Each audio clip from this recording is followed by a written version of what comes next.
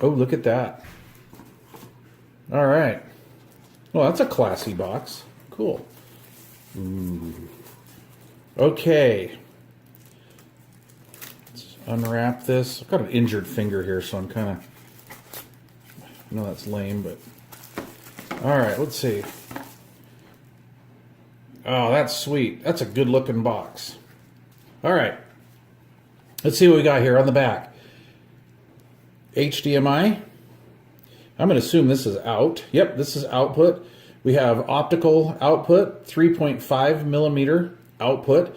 That'll be stereo, and then you can use 3.5 millimeter RCA to plug into your vintage receiver if you'd like, or do receiver, preferably vintage. Okay, this is our switching from optical to HDMI. The proper style SMA connector, right on, right on. USB-C. Oh, nice. I like this. Analog input, digital input, and HDMI input. All in a nice, that's a cool looking little package. This is your on-off switch. I like that. That's pretty cool.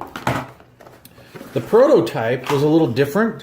In fact, I'll bring that out when I do the review. The prototype had the power input down here, and it was kind of hard to work with.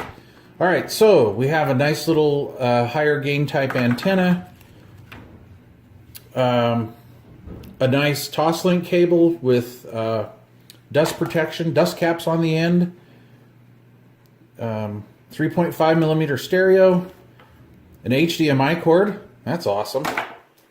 And look at this, USB-C, full-size USB-C.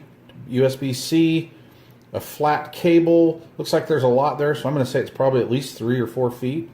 That's awesome. And then, of course, instructions. Cool. All right, you guys. Now I'm done with my unboxing video. Stay tuned. I can't wait to get this hooked up and start reviewing it. Cheers.